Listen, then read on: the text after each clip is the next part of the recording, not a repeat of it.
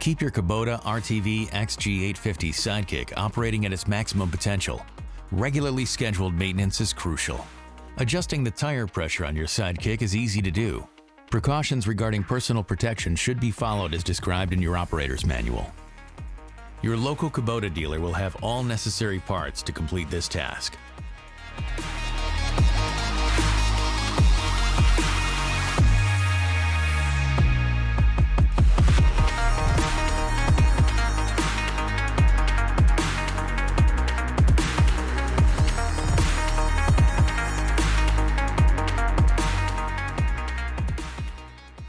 To complete this task, you will need an air compressor and tire pressure gauge.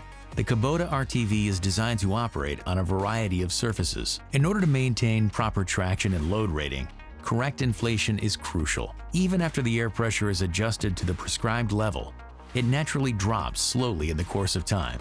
This is why it's important to check it every day and inflate as necessary.